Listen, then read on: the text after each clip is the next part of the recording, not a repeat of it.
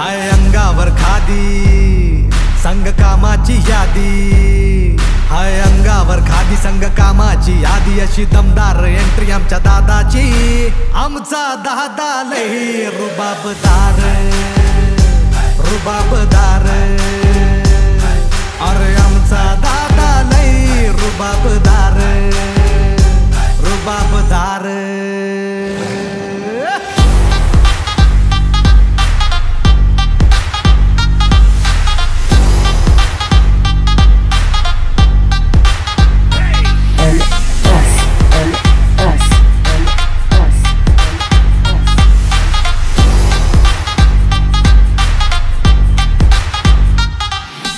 दादाची राहणी हायलय साधी, पण शेटजीच्या कोटाला हाय ती भारी।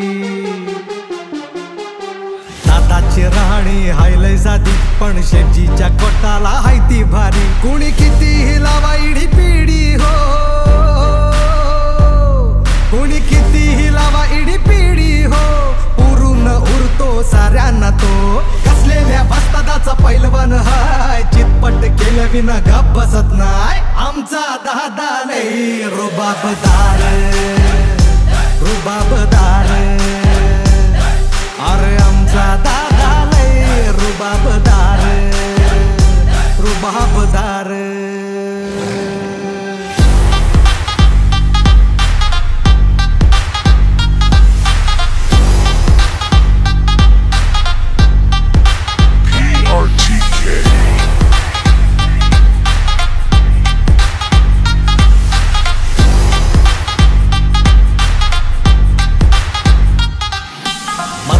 मराठी मातीचा पुत्र हा सह्याद्रीचा, पुत्र हा सह्याद्रीचा। मर्द हाय मराठी मातीचा, पुत्र हा सह्याद्रीचा। दादाची भाषा हाय रांगडी, कनवाळूपणाची त्याला हो जोडी। अरे दादा करतो शब्दांनी वार, भले भले होतात त्याच्या मुरगार। आमचा दादा लई रुबाबदार, रुबाबदार, अरे आमचा दादा लई रुबाबदार, रुबाबदार। हाय अंगावर खादी संग कामाची यादी, हाय अंगावर खादी संग कामाची यादी, अशी दमदार एंट्री आमच्या दादाची। आमचा दादा लई रुबाबदार, रुबाबदार, अरे आमचा दादा लई रुबाबदार, रुबाबदार।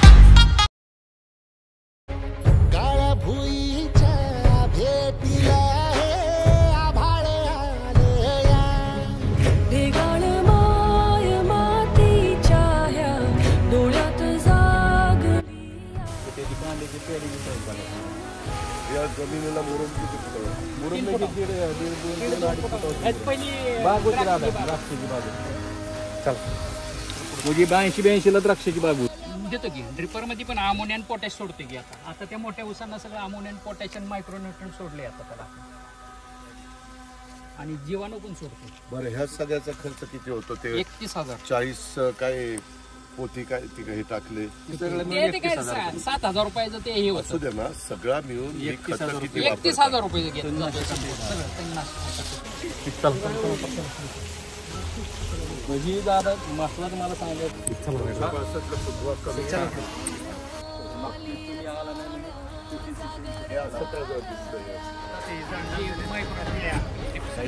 झाड लावले आता आम्ही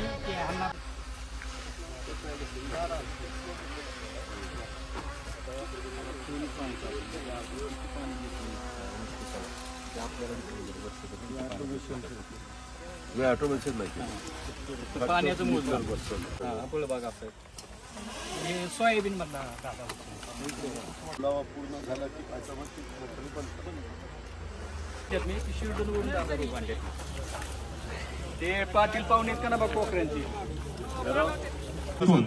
वसा आणि वारसा दादांनी शेतीचा मान्य नामदार अजितदादांचं या ठिकाणी व्यासपीठात रवाना झालेले दादांचं पुन्हा एकदा श्रीराम शेती उद्योग समूहाच्या वतीनं मनापासून सहर्ष स्वागत सुस्वागतम सुस्वागतम सुस्वागतम दादा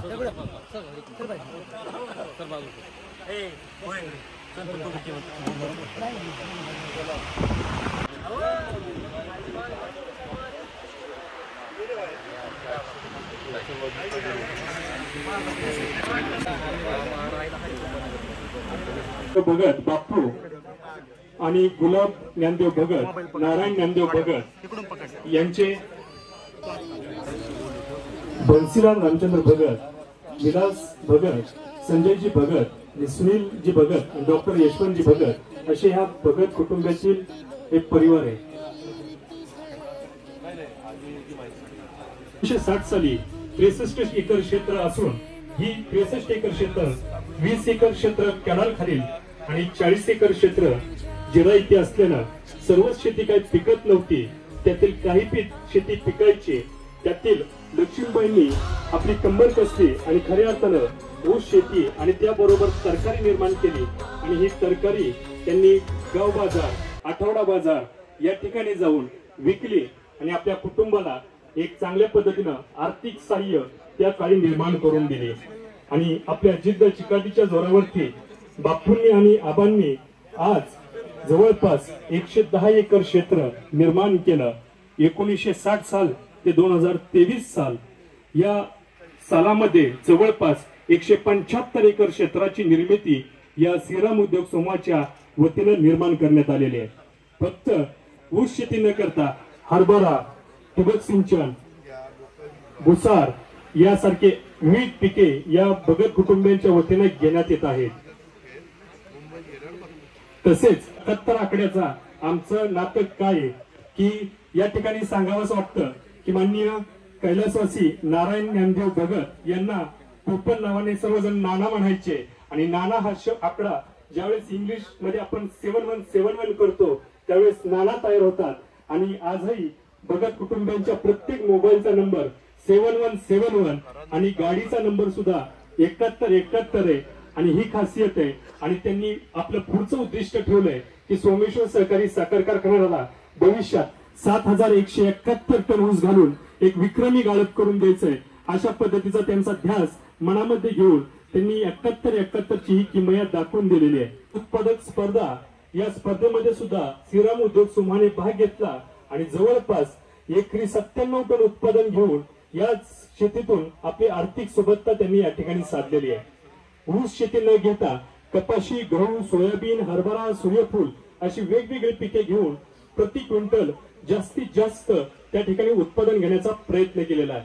पुन्हा एकदा व्यासपीठावरील सर्वच मान्यवरांचं आणि आपल्या महाराष्ट्र म्हणजे तुम्ही येण्यापूर्वी जी भगत बापूंना आवडायचं की पाऊस आणि बापू आणि जो त्यांनी आम्हाला तुम्ही येण्याच्या पूर्वी आशीर्वाद ज्या कार्यक्रमाला गायकवाड साहेब त्यांचं जे असतं उपस्थिती निश्चितपणे त्यांनी आम्हाला मगाशी वरून राजाची कृपा करून त्यांनी मी तुमच्या सोबत आहे आणि माननीय दादा जर आज इथं आपल्या शेतामध्ये येत आहेत तर निश्चित त्यांचं स्वागत जोरदार झालं पाहिजे त्या हेतूने त्यांनी आशीर्वाद देण्याचा निश्चितपणे प्रयत्न केला.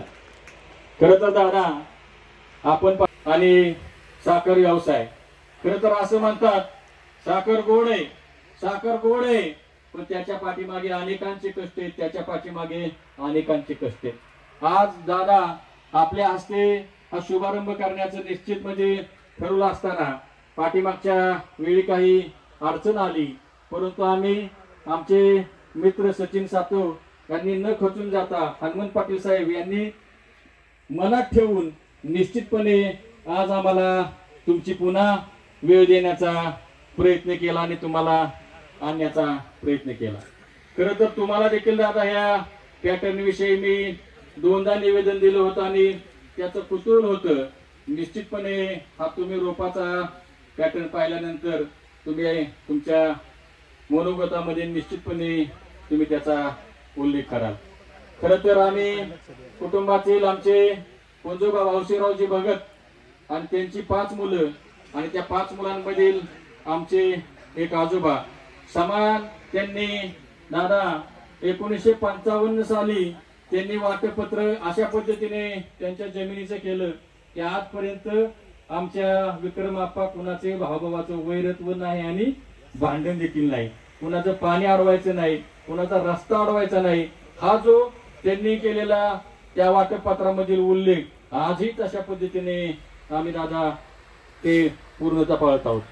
त्यांच्या काळामध्ये त्यांनी 325 एकर जमीन मिळवत असताना कॅनॉलच्या वरती जवळजवळ आम्हाला 200 एकरची 2.25 एकरची जमीन आणि खालच्या भागामध्ये जवळजवळ 70-80 एकरची जमीन त्यांनी त्यावेळी त्यांच्या काळामध्ये कमवली.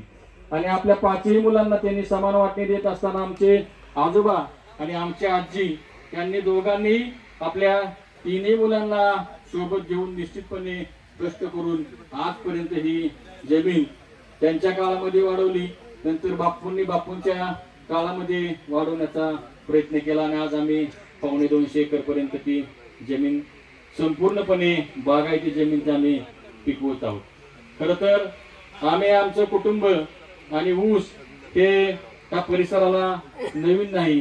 गेली 50 वर्षे 1975 पासून खर तर बापूंनी या सोमेश्वरच्या कार्यक्षेत्रामध्ये काम करण्यास सुरुवात केली आणि त्यांनी ऊस आणि सोमेश्वर सहकारी साखर कारखाना ह्या 2च गोष्टींवर प्रेम केलं. आणि जे आपल्या सोबतचे त्यांचे कार्यकर्ते होते निश्चितपणे त्यांना देखील त्यांनी जपण्याचा आणि प्रेम देण्याचा प्रयत्न केला.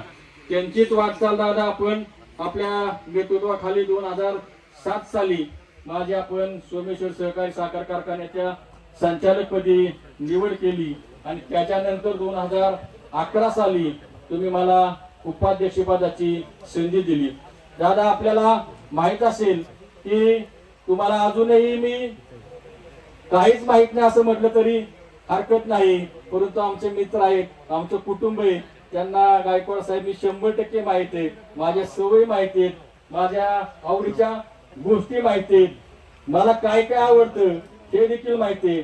व्हाईस चेअरमन झाल्या दादा कुणी मी काय काम केलं असेल तर तुम्ही हे ड्रीप शेती या ड्रीप लोक शेतकऱ्यांनी ड्रीप शेतामध्ये लावलं पाहिजे. जवळजवळ दादा 7,000 एकरामध्ये त्यावेळेस सोमेश्वर सहकारी साखर कारखान्याच्या आणि जैन असेल नेटाफिन असेल त्यांच्या कंपनीच्या मदतीने 7,000 एकरावर दादा आम्ही ड्रीप लावण्याचा प्रयत्न केला आणि त्या ड्रीप पॅटर्नची दखल सकाळच्या वर्धापन दिनाने देखील घेतली आणि आदरणीय देशाचे नेते पवार साहेब यांनी देखील सोमेश्वर पॅटर्न बारामतीमध्ये मालेगावकरांना सांगितले की तुम्ही सोमेश्वर सारखा पॅटर्न राबवा. म्हणजे कुठेतरी संधी दिली तर निश्चितपणे काहीतरी आपण करून दाखवलं पाहिजे. त्या हेतूने दादा त्यावेळेस काम करण्याचा प्रयत्न केला आणि तशा पद्धतीने दादा मी आजपर्यंत काम करत आहोत. स्वर्गीय भगत बापूंची इच्छा होती की बाकीचे इतर तो व्यवसाय करतो त्याच्यापेक्षा आपल्या घरचे हा शेती व्यवसाय लक्ष दे शेतीकडे पाहण्याचा प्रयत्न कर. परंतु बापूंच्या हयातीमध्ये मला ते जमलं नाही. परंतु बापूंच्या नंतर ते आमच्या विलासराव असतील, संजोना असतील, बंशीधर असतील, डॉक्टर असतील, त्यांच्या सोबत काही काय आपल्या शेतीमध्ये सुधारणा केल्या पाहिजेत, काही काय आपलं टनेज घटलेलं कसं वाढवलं पाहिजे ह्याच्या दृष्टीने दादा प्रयत्न करण्याचं काम केलं. मग पाठीमागच्या 3 वर्षामध्ये दादा जवळजवळ दादा 1,001 दिवसाचा हा माझा ऊस शेतीचा अभ्यास आहे आणि त्या ऊस शेतीच्या अभ्यासाच्या जोरावरच आज आपण हे 4 फुटाच्या अंतराचं रोप लावण्याचा प्रयत्न केला आहे. दादा आपण शेतकरी नुसतं आडवं राबतो आणि निवांत आडवा होतो, परंतु आज ऊस पीक हे आळशी आणि अशिक्षित माणसाचं राहिलेलं नसून ते प्रचंड कष्ट आणि सुशिक्षितपणा त्या ऊस पिकामध्ये आणणं गरजेचे. आज अनेक किडी अनेक प्रकारच्या बुरशी त्या पिकाला आज अडचण निर्माण करत आहेत. तशा पद्धतीने आपण या शेतीमध्ये सुधारणा करण्याची निश्चितपणे गरज आहे। आज आमचं कुटुंब दादा 80 टनापर्यंत अडसल्याचं उत्पन्न घेतं आणि पूर्व हंगाम सुरूचं जवळजवळ 60 टनापर्यंत उत्पन्न घेण्याचा प्रयत्न करते। पाठीमागच्या तुम्ही मार्केट कमिटीच्या ज्या वेळेस आमच्या कुटुंबाचा भुसार माल सर्वाधिक पुरवला म्हणून तुम्ही सत्कार घेतला। दादा भुसार माल पुरवतो किती, गायकवाड साहेब पुरवतो किती एखाद्या कुटुंबाने, त्या भुसार मालासाठी दादा श्रीराम शेती उद्योग समूहाच्या बापूंच्या मार्गदर्शनाखाली 2000 साली गहू काढण्यासाठी दादा आम्ही स्वतःचा हार्वेस्टर घेतलं, 60 एकर गहू काढला आणि 1200 क्विंटल बारामतीच्या मार्केट कमिटी पर्यंत आम्ही गहू पुरवण्याचं काम केलं। सतत भुसार मालाचं आम्ही निश्चितपणे तशा पद्धतीने सोयाबीन असेल, सूर्यफूल असेल, हरभरा असेल, निश्चितपणे ते उत्पन्न घेण्याचा प्रयत्न केला आहे। दादा पाठीमागच्या वर्षी आम्ही कपाशी लावली, कपाशीमध्ये आम्हाला थोडीशी अडचण वाटली, ह्या वर्षी आम्ही कपाशी ड्रीपवर लावली आणि दादा तुम्हाला आश्चर्य वाटत असेल त्या ड्रीपवरच्या कपाशीचं पाठीमागच्या 2-3 दिवसापूर्वी 2च तोडे झाले आणि त्या 2 तोड्यामध्ये 19 क्विंटल एकरी, असं 2 एकरामध्ये 38 क्विंटलचं आम्ही उत्पन्न घेण्याचा दादा प्रयत्न केला।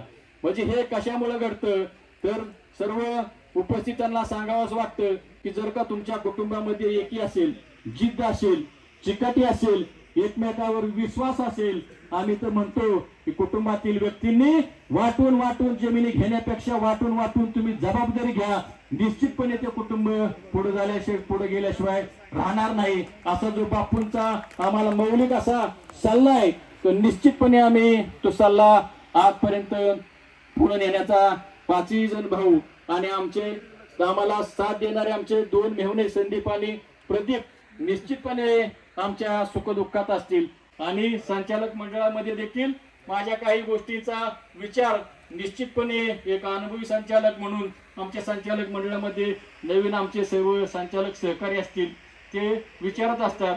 आदरणीय चेअरमन साहेब देखील कधी आम्ही आमची लहान तोंडी मोठा घास असली सूचना असली तरी निश्चितपणे ते मान्य करून पुढे नेण्याचा सभागृहाला प्रयत्न करत असतात।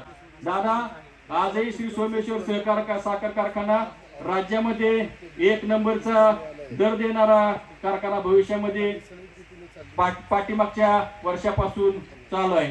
दादा आपल्याला आठवत असेल की सोमेश्वर सहकारी साखर कारखान्याने 80,000 टनाचा बगॅस विकत घेतला होता, परंतु आपण आमच्यावर जबाबदारी दिली, आम्ही काही सुधारणा केल्या, निश्चितपणे पाठीमागच्या वर्षी आमच्या संचालक मंडळाने 60,000 टनापर्यंतचा बगॅस आपण विकला आणि त्याच्यातून जवळजवळ 15 कोटीचं उत्पन्न आपल्या शेतकऱ्यांना देण्याचा प्रयत्न केला।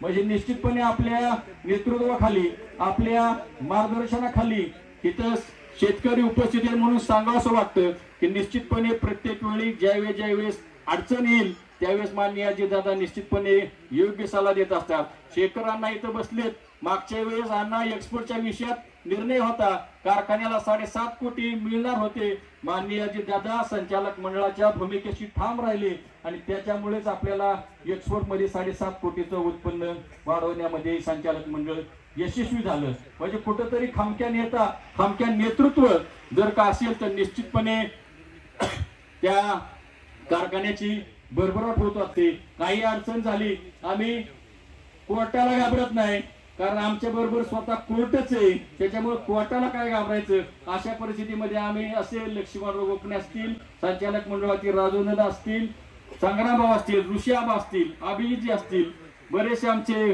बोडवे भाऊ असतील, म्हणजे रणजितराव असतील, निश्चितपणे आम्ही सर्वजण एका जीवाने, प्रणितताई असतील, निश्चितपणे आम्ही एका जीवाने सर्वजण आपल्या संस्थेच्या हिताच्या दृष्टीने काम करत असतो आणि कसे 4 पैसे शेतकऱ्यांना दादा जास्त देता येईल हे पाहत असतो।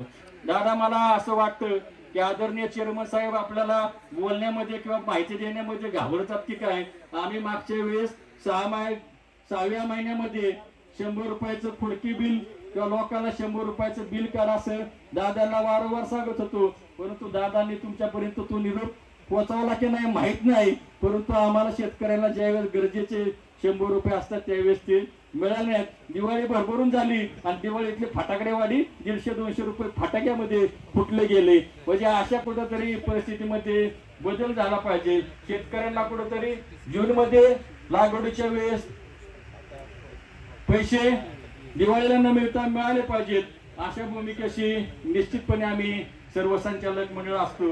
दिले नाही तरी नाना आपण चेअरमन साहेबांवर काय रागवलं नाही, रुसलो नाही, ते म्हणतील तसं पुढे चाललो. म्हणजे अशा परिस्थितीत मी दादा माननीय बाबांना पाहिलं, माननीय वसंत काकांना पाहिलं, माननीय शहाजी काकांना पाहिलं, राजोदनांना पाहिलं, परत पुरुषोत्तम दादांना पाहिलं. सर्व चेअरमन माझ्या आयुष्यामध्ये माझ्या लहानपणापासून ते पुढे पुढे त्यांची कारकीर्द माझ्या पाण्यात आली आणि सगळ्यांची जी ध्येयधोरणं होती की आपल्या श्री सोमेश्वर सहकारी साखर कारखान्याचं नाव किंवा आपल्या देवाचं नाव कुठं कमी नाही झालं पाहिजे, आपला कारखाना कुठेही अडचणीत नाही गेला पाहिजे, शेतकऱ्यांना हा सक्षमपणे 4 पैसे वाढवून दिले पाहिजेत, ह्या भूमिकेतूनच आजपर्यंत हे आपल्या नेतृत्वाखालील संचालक मंडळ निश्चितपणे काम करत आहे.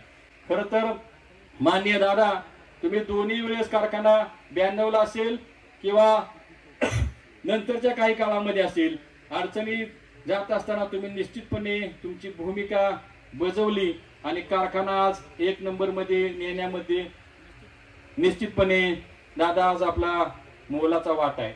आज आम्ही भगत कुटुंबीय निश्चितपणे आपल्या येण्यानं निश्चितपणे ऋणात राहू. भगत बापू असताना कधी आमच्या शेतीमध्ये आपला येण्याचा योग आला नाही. असं म्हणतात की सोन्यापेक्षा परिस असावा, सोन्यापेक्षा परिस असावा आणि त्या परिसाचा स्पर्श आपल्या ह्या भूमीला व्हावा, आपल्या ह्या घराला व्हावा, आपल्या ह्या शॉपला व्हावा. तशा पद्धतीने हा श्रीराम शेती उद्योगाच्या या आमच्या आईंच्या नावानं असणारं शारदा फार्म तिथं आपला पैशाचा पदस्पर्श झाला. निश्चितपणे दादा आम्ही 71 जो आमचा वडिलांच्या नावाने नाणा तयार होतो, तो पुढच्या येणाऱ्या काळामध्ये आपल्या ह्या परिस्पर्शाने आम्ही निश्चितपणे 7171 टन ऊस घालण्याचा प्रयत्न करू आणि त्याला श्री सोमेश्वर सहकारी साखर कारखान्याच्या संचालक मंडळाकडून योग्य तो मोबदला घेण्याचा निश्चितपणे प्रयत्न करू अशी त्या कार्यक्रमाच्या निमित्ताने खात्री वाटते. परंतु निश्चितपणे येणाऱ्या भविष्य काळामध्ये आपल्या सोबत राहून जो आपण घेतलेला निर्णय आहे की आघाडी सरकारमध्ये आपलं जे आज तिघांचं मिळून सरकार आहे, त्या सरकारने जे ऊस शेतीच्या बाबतीत जे काम केले, निश्चितपणे हमीभाव असेल, इथेनॉल असेल, टॅक्स माफी असेल, हे ऊस शेतकऱ्यांच्यावर मोठं त्या सरकारने कर्ज केले, कर्ज रूपी हे कर्ज केलेलं आहे. तर निश्चितपणे आपण त्या सरकारबरोबर अर्थमंत्री आहात, निश्चितपणे आम्ही सर्व कार्यकर्ते आपल्या सोबत राहण्याचा भविष्य काळामध्ये प्रयत्न करू. म्हणून अनेक वर्ष जे भगत कुटुंबीय त्या परिसरामध्ये रामचंद्र बापू भगत असतील, नारायणराव भगत असतील किंवा गुलाबराव भगत असतील, त्यांचे वडील असतील, त्यांचे पंजोबा असतील, आजोबा असतील, अशा सगळ्यांनी खूप कष्टाने, अनेक जण कष्टाने मला भगवानाला पुण्यांची पण आठवण, त्यांची परिस्थिती अतिशय उत्तम असायची, नतवंडांची उत्तम असायची. अशा प्रकारची आपली ह्या वडीलधाऱ्यांची परंपरा, पण ती परंपरा पुढे चालवण्याचं काम सुनील भगत, विलासराव भगत, संजय भगत, डॉक्टर यशवंत भगत, बन्सीलाल भगत हे 5 भावंड करतायत. खरं तर अलीकडे एकत्र कुटुंब पद्धती आपल्याला बघायला मिळत नाही. पूर्वी ती फार मोठ्या प्रमाणावर बघायला मिळायची. अलीकडं वडिलांना पण 2 मुलं असली तर ती मुलं लग्न झाली की लगेच तिथं वाटण्या होतात. ज्या मुली घरामध्ये येतात त्या म्हणतात की बाबा आम्हाला आमच्या पद्धतीनं घरामध्ये काम करू द्या. आणि त्याच्यामुळं एकत्र कुटुंब पद्धती ही महाराष्ट्रामध्ये फार क्वचित घरामध्ये पाहायला मिळते. आणि त्याच्यामध्ये भगत बापू आणि त्यांच्या सगळ्या बंधूंनी जी शिकवण, जे संस्कार केले, त्याच्यामुळे ही 5 भावंड एकत्र राहून उत्तम प्रकारे शेती करतात. बापूंचं जसं स्वप्न होतं की 5000 टन माझा ऊस गेला पाहिजे, तसंच सुनील भगतचं स्वप्न 7000 टन माझा ऊस गेला पाहिजे. माणसाचं ध्येय मोठं असलं पाहिजे. आणि ते ध्येय गाठण्याच्या करता सगळ्यांनी जीव लावून काम केलं पाहिजे. नैसर्गिक संकट येतात. आता पण हे सगळं सुनील भाषण करत असताना किंवा मी पुरुषोत्तम दादा आणि बाकीच्यांशी बोलत होतो, सध्याची राज्याची परिस्थिती, दुष्काळाचं सावट, 40 तालुके दुष्काळग्रस्त तालुके म्हणून जाहीर केले. त्याच्यात आपला बारामती तालुक्याचा समावेश, शेजारचा इंदापूर तालुका, पुरंदर तालुका, शिरूर तालुक्याचा समावेश. याची आपली गंभीर परिस्थिती. परंतु आपल्या बाप दाद्यांनी मीरा देवघर, गुंजवणी, वीर भाडगड केलं, त्याच्यामुळं काहीतरी आपली परिस्थिती बरी आहे. नाहीतर सगळ्यात दुराळाच झाला असता. पाऊस जरी कमी पडला तरी देखील धरणांची परिस्थिती बरी राहिली. हवामान खात्याचे अंदाज चुकले. मागच्या वेळेस दिवाळीमध्ये सगळी 4 धरणं आपली फुल्ल होती. त्याच्यामुळे मी उन्हाळा पण तुम्हाला जाणू दिला नाही. शेवटपर्यंत पावसाळा सुरू होईपर्यंत कॅबल चालू ठेवलेला आपल्याला सगळ्यांना आठवत असेल. माझा तो याही वेळेस प्रयत्न आहे, बघू कितपत यश मिळतं. मध्ये कालवा सल्लागार समितीची बैठक पण घेतलेली होती. मी माझ्या परीनं आपल्या सगळ्यांचं भलं होण्याच्या करता जेवढं काही माझी ताकद पणाला लावता येईल ती लावील. त्याच्यात मध्ये मी कुठं गय करणार नाही, त्याबद्दलचा विश्वास देखील मी देतो. पण पुरंदर उपसा, जनाई उपसा, शिरसाई उपसा, इथली परिस्थिती थोडीशी वेगळी आहे. मी आता यंदा पुन्हा माझ्या करा नदीचे बंधारे जरा वेगळ्या पद्धतीनं मी आज विचारत होतो, त्याचं प्लॅन इस्टिमेट झालंय का. साधारण सगळे बंधारे करण्याच्या करता 40-45 कोटी रुपये लागतील. परंतु ते जिरायत भागातल्या दोन्ही बाजूच्या करेवरच्या लोकांच्या करता करावे लागतील. शेवटी माझ्या ग्रामीण भागातले, शहरी भागातल्या सगळ्यांचं समाधान झालं पाहिजे. त्यांनी टाकलेल्या विश्वासाला कुठं तडा जाऊन देता कामा नये याबद्दलची काळजी ही आपल्याला घ्यावी लागते. आज मी तर आश्चर्यचकित झालो, परंतु शेवटी तुम्ही ते सगळं बारकाईने बघत असता. त्याच्यामध्ये मी सुनीलला पण प्लॉट बघत असताना सुनीलची आणि त्या ठिकाणी विलासराव आणि बाकीच्या सगळ्यांशी चर्चा करत असताना मला ही काळजी होती आहे की यंदा पाऊस कमी झालेला, दुष्काळ जाहीर झाला म्हणजे पाऊस कमी झालेला, पण टनेज वाढलेलं, म्हणजे असं मला पुरुषोत्तम दादांनी सांगितलं. त्याच्यामध्ये मला मी दुष्काळात पडलो असं का, तर त्यांचं मत असं आहे. प्रत्येकाची मतं असू शकतात, माझं वेगळं असू शकतं, विजयकुमारचं वेगळं असू, सगळ्यांचीच वेगवेगळी असू शकतात. त्यांनी पुरुषोत्तम दादांचं म्हणणं की दादा साधारण मापात पाणी, आपला कॅनॉल तर चालू होता, त्याच्यावर कार्यकर्त्यांनी मापात पाणी दिलं, म्हणजे ज्यांना डायरेक्ट कॅनॉलवरून किंवा कॅनॉलच्या जवळ विहिरी असून किंवा सायपन लावून पाणी वगैरे घेतात, शेवटी पाणी सर्वांचंच आहे. आणि त्याच्यामुळं कदाचित टनेज वाढलं असेल. इतर वेळेस कधी कधी जास्त पाऊस, हेही पाणी आणि पावसाचंही पाणी मग मुळ्या पण कुसतात. पण ही परिस्थिती माझ्या जिरायत भागामध्ये, आता लालासाहेब पण इथं बसले, तिथं राहणार नाही असं माझा अंदाज आहे. पण इकडच्या भागामध्ये सुनील पण मगाशी म्हणलं होतं टनेज वाढलं. साधारण जुना कारखाना, जुना प्लांट आपल्या कैलासवासी मुकुटराव काकांनी उभा केलेला, तो आपला 3000 चाललाय. नवीन आपला 6500 चाललाय. मागच्या वेळेस शेवटी आपला मार्च मध्ये सुरू झाला. आता 9200, 300, 400 कारखाना चाललेला. एक समाधान आहे, आत्ताच्या घडीला तरी संपूर्ण जिल्ह्यामध्ये की बहुधा राज्यामध्ये देखील सगळ्यात चांगली रिकव्हरी आपल्या सोमेश्वर सहकारी साखर कारखान्याची आहे. 10-15 आणि डेची 10-34. आता BAV पण आपण सुरू केलेलं आहे, त्याच्यावर थोडीसे त्याच्यात काही फरक जाणवे. पण माझं सतत त्यामध्ये मी मधून पुरुषोत्तम दादांना, केशवरावांना, प्रशांतला फोन करत असतो. प्रशांतची पण खूप अडचण होती छत्रपतीची, त्यांनाही बऱ्यापैकी रक्कम कमी व्याजाची उपलब्ध करून दिली, 100 कोटीपेक्षा जास्त. त्यांनी 14% बुलढाणा बँकेचे पैसे उचललेले होते. युनियन बँकेचं काहीतरी खातं ते सीज करत होते, असं सगळं झालं होतं.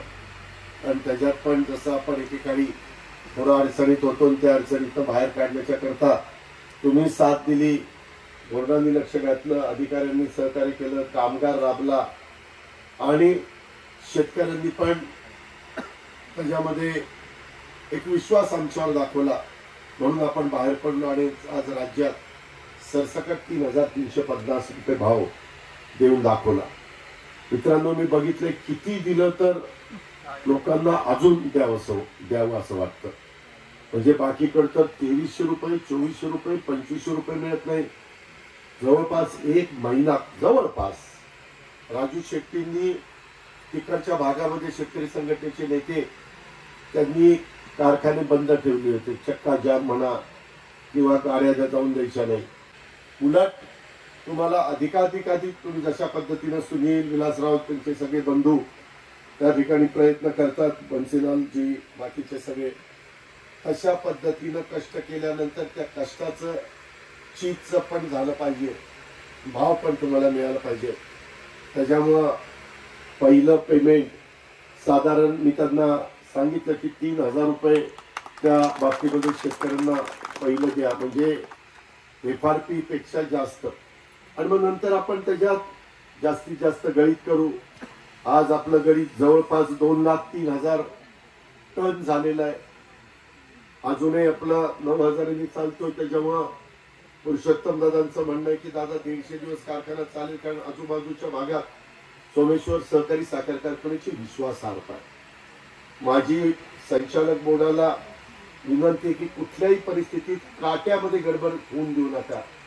कधी कुणी काही चुकून देखील सारखं वरचीवर काटा चेक करायचं काम करा. मी तर काही कारखान्यामध्ये मॅनलेच काटे बसवले, माणूस नाही येईल त्याचा ऑटोमॅटिक काटे वजन होणार, त्याला लगेच तिथं अकाउंटला त्याच्या कळणार आज गणेश कुठल्या गटातनं, कुठल्या भगिनीचा, कुठल्या बंधूचा किती ऊस आला वगैरे वगैरे, विहिरीवरचा आहे, ब्लॉकचा आहे, ठिबकचा आहे, कुठल्या जातीचा आहे. इथं पण आता 265 आणि 86-32 वर सुनील विलासराव बन्सीलालजी या सगळ्या भावंडांनी भर दिलेला पाहायला मिळाला. आणि मलाही स्थिती आवडते. मी कधी कधी खूपच मला त्रास झाला की कुठला मला अवकाशा आठवली असं मनामध्ये येतं. आणि त्याच्यात काय शेवटी काही गोष्टी घडून जातात, त्या आपल्याही लक्षात येत नाही, परंतु काळाबरोबर आपल्याला काही गोष्टी त्या ठिकाणी घडून जातात. शेवटी लोकांनी टाकलेला विश्वास, जबाबदारी चांगल्या पद्धतीने पार पाडण्याच्या करता जीवाचं रान करावं लागलं तरी चालेल. आणि म्हणून आम्ही सकाळी 6 वाजल्यापासून कामाला सुरुवात करतो. आणि जरी विचार केला तर आम्ही मात्र या सगळ्याचा अभ्यास करून आपल्या सभासदांचं भलं ज्याच्यामध्ये आहे तेच करण्याच्या करता आम्ही कटिबद्ध राहू, याबद्दलची खात्री मी आज एका वेगळ्या कार्यक्रमाच्या निमित्तानं सुनील भगत यांच्या, विलासराव बन्सीलालजी या सगळ्यांच्या भगत परिवाराच्या शेतीला भेट देत असताना तुम्ही सगळेजण इथं आलात म्हणून खरं भाषण वगैरे देण्याचं काही कारण नव्हतं, परंतु सुनीलला न बोलल्याशिवाय राहील कसं, त्याच्यामुळं त्यांनी बोलायला सुरुवात केली आणि मलाही बोलायला भाग पाडला. श्रीराम ऊस लागवड पॅटर्नला सदिच्छा भेट द्यावी असं बरेच दिवस सुनील भगत मला सांगत होते. आणि त्याच्यामुळे मी आज आलो. एक आदर्श कुटुंब म्हणून त्यांच्याकडे बघितलं जातं. गुण्या गोविंदाने हा सगळे परिवार राहतो. मी पण प्रार्थना करतो की त्या गुण्या गोविंदाला कुठं दृष्ट लागून देऊ नको. पुढच्याही पिढ्या असंच त्यांनी सगळ्यांनी एकोप्याने राहावं. आणि गेले 3-3.5 दशक त्याच्यामध्ये रामभाऊ बापू भगत हे डायरेक्टर म्हणून आपल्या सोमेश्वरला काम करत होते. व्हाईस चेअरमन म्हणून त्यांनी त्या ठिकाणी काम केलंय. त्यांची आठवण तर मला प्रकर्षाने त्यांनी, मी राजकीय जीवनामध्ये ज्यावेळेस 91 साली सुरुवात केली, बँकेला उभा राहिलो, त्यावेळेस पश्चिम भागामध्ये ज्यांनी मला आशीर्वाद दिले, साथ दिली, त्याच्यामध्ये जी नावं घेता येतील त्याच्यामध्ये बापूंचं नाव फार वरच्या क्रमांकाने घ्यावं लागेल आणि अशा पद्धतीनं त्यावेळेसपासून तसा राजकीय त्यांचा माझा वेगळे विचार होते. पण इथं आल्यानंतर मी बँकेला उभं होतो आणि देवापुढे नेलं सांगितलं अजित माझी 2 मतं तुम्हाला, अशा पद्धतीनं त्यांनी शब्द दिला. आणि तेव्हापासून जे आमचं एक चांगली घट्ट अशी प्रकारची गट्टी जमली की त्यांच्या जीवात जीव असेपर्यंत ती टिकली. पुढची पण पिढी अशाच पद्धतीनं माझ्याशी वागती.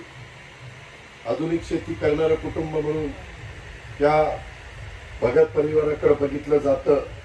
यावर्षी तर भगत कुटुंबियांनी आपल्या सोमेश्वर सहकारी साखर कारखान्यामध्ये वाजत गाजत 5,000 टन ऊस घातलाय.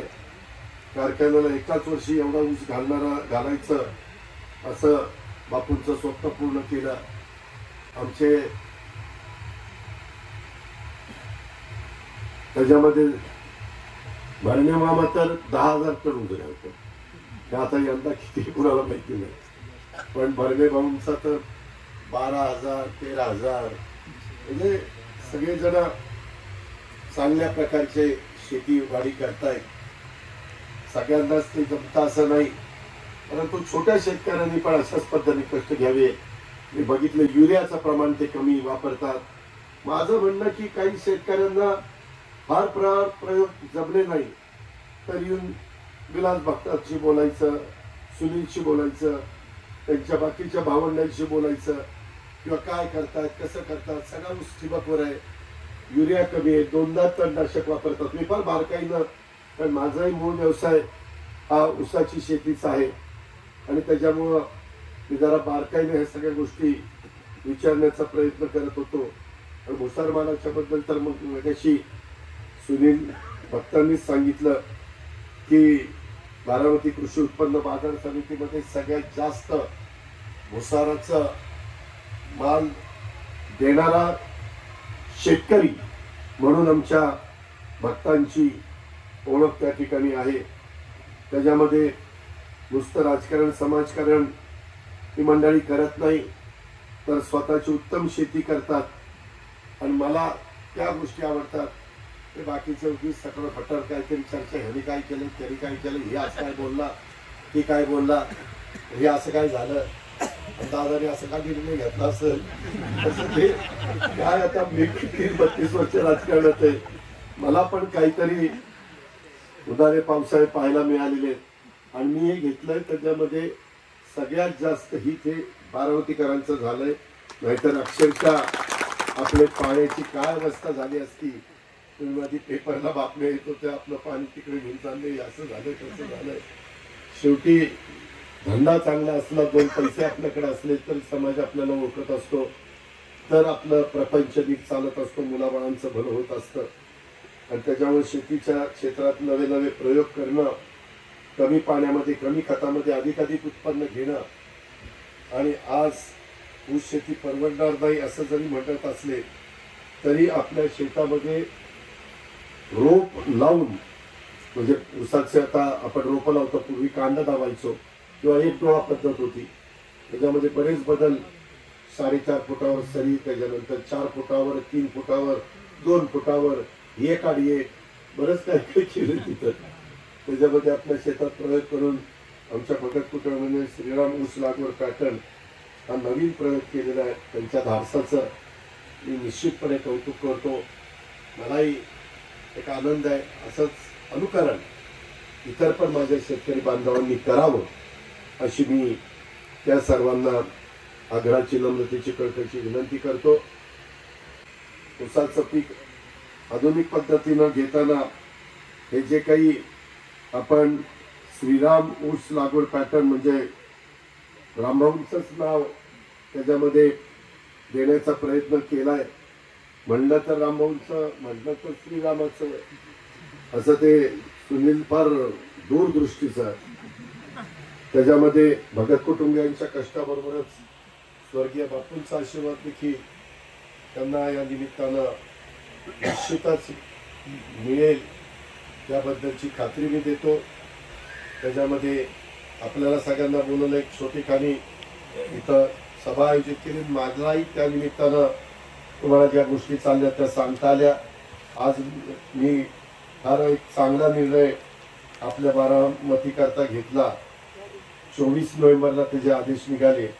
ॲग्रिकल्चर डेव्हलपमेंट ट्रस्ट, त्याच्यामध्ये ADT बारामती येथे हे केंद्र श्री अन्न उत्कृष्टता स्थापन करण्याचा GR आपण काढला आणि त्याच्यामध्ये आपल्या राज्य सरकारचे साधारण 4 कोटी आणि केंद्र सरकारचे 2.25 कोटी हा निधी उपलब्ध केलेला आहे.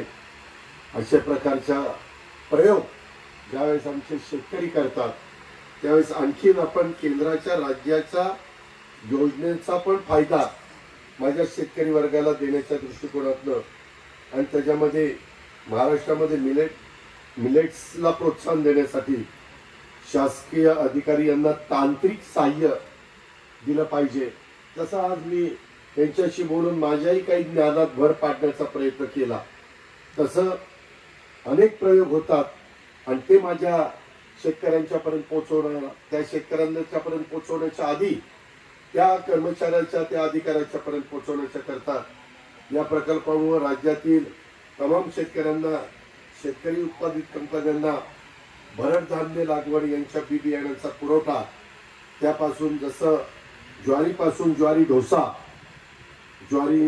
मिक्स, उपमा, खिचडी, चिवडा, इडली मिक्स बिस्किट, शेवई, केक, बाजरीपासून उपमा, पकोडा, थालीपीठ, नाचणीपासून लाडू, चकली, केक, वरीपासून वरी म्हणजे आपण उपवासाला त्या ठिकाणी घेतो ते, वरीपासून बर्फी, समोसा, वरकीपासून कटलेट, पिझ्झा, कोडापासून पुलाव, उपमा इत्यादी पदार्थ तयार करण्यासाठी राज्यातील मिलेटचे प्रस्तावित केंद्र फायदेशीर ठरणार आहे.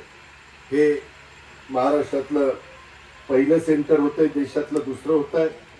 आणि मित्रांनो, कधी कधी मी तुमच्याकरता या योजना आणतो. मी त्यावेळेस मुख्यमंत्र्यांची, माझी, देवेंद्रजींची, धनंजय मुंडेंना हा प्रस्ताव मी तयार करायला सांगितला आणि तो केला.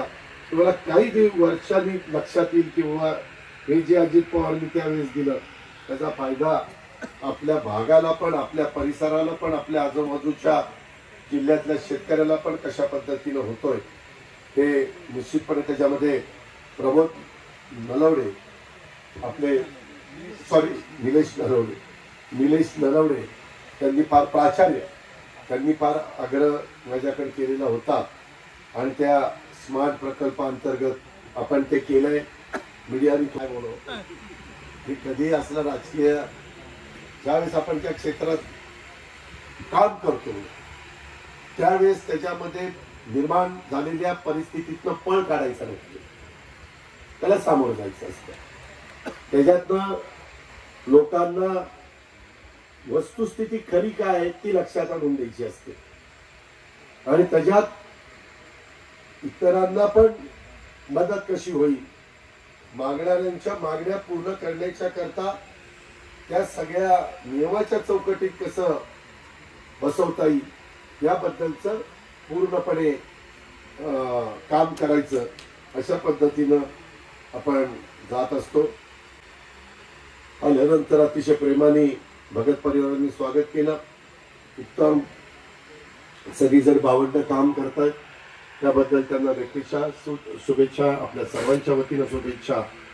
आणि असाच नवीन नवीन प्रयोग इतर पण माझ्या शेतकरी वर्गाने आपल्या आपल्या भागात ज्यांना शक्य असेल त्यांनी त्या ठिकाणी करावे आणि आपला टनेज वाढवण्याचा प्रयत्न, आपलं ईल्ड वाढवण्याचा प्रयत्न, आपलं उत्पन्न वाढवण्याचा प्रयत्न, आपला मुलाबाळांना, संसाराला अधिक आर्थिक पाठबळ देण्याचा प्रयत्न करावा.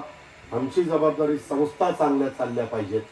त्या संस्था चांगल्या चालण्याच्या करता आम्ही कुठेही कमी पडणार नाही हा शब्द देतो आणि थांबतो. जय हिंद, जय महाराष्ट्र. धन्यवाद दादा. चला जेवायचं. उपस्थित सर्वच मान्यवरांचं श्रीराम उद्योग समूहाच्या वतीनं आभार.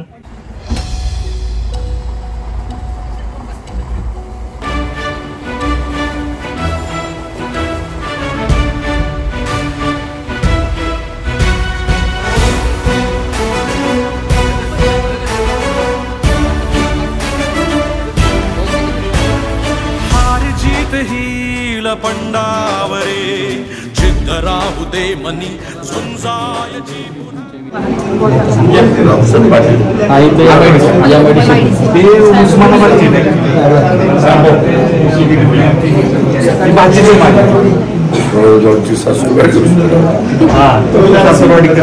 दादा आमच्या माझी आमची आई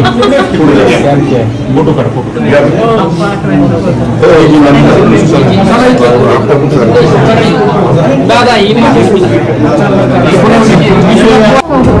दादा हे आमची बी आहे कल्याण रमाशी मस्त शेती करतात इंजिनिअरिंग आणि आता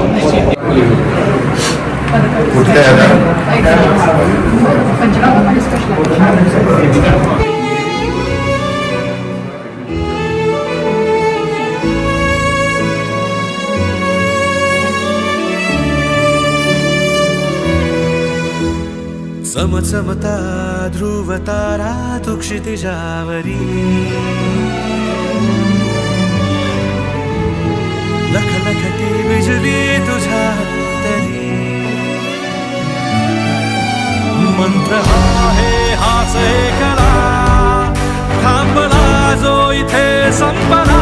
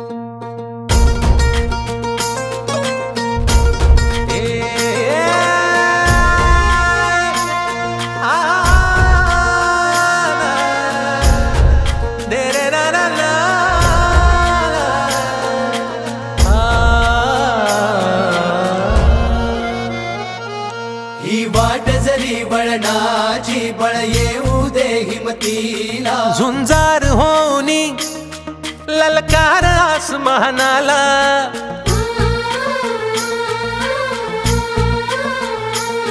लावणी कपाळी माती घ्यायचे पक्ष तिच्या पाठी हुंकार भरारीसाठी पेटू दे मनाच्या वाती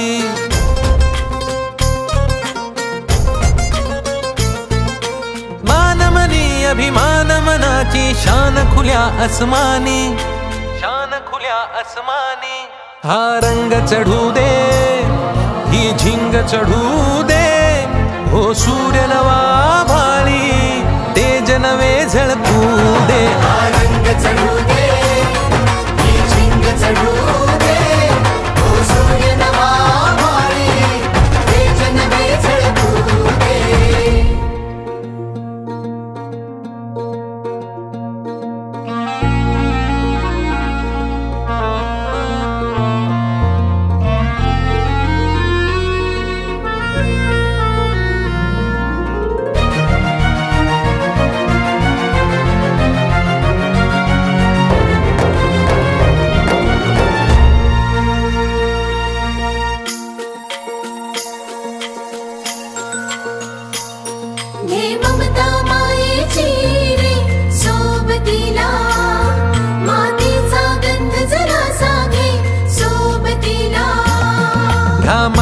थेंबा मधुनी अंकुर उगवूनी यावा अंगार नव्या धमन्यांचा रुजवात बनूनी जावा शिवधनुष्य घे पेलूनी सामर्थ्याला वपणाला हा रंग चढू दे ही झिंग चढू दे हो सूर्य नवा भाळी तेज नवे झळकू दे हा रंग चढू दे ही झिंग चढू दे हो सूर्य नवा भाळी तेज नवे झळकू दे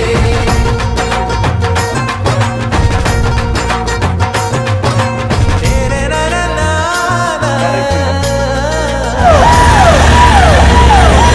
आणि पुन्हा एकदा अजितदादा पवार यांनी ज्ञानदीप या ठिकाणी भेट दिली आणि ज्ञानदीप या ठिकाणी अजितदादांनी जेवणाचा आस्वाद घेतला. खूप छान वाटलं. परळ बुद्रुकमधील हा आहे अजितदादा पवार यांचा ताफा.